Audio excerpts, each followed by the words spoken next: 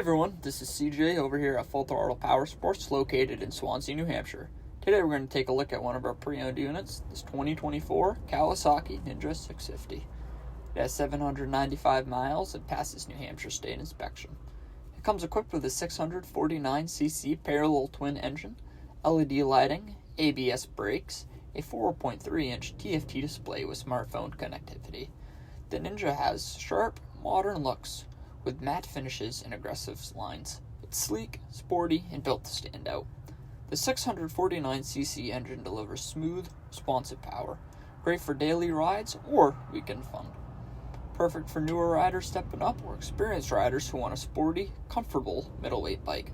Come check it out at Full Throttle Powersports in Swansea, New Hampshire. Call 603-357-7999 or visit us at ftpnh.com to learn more or schedule a test ride.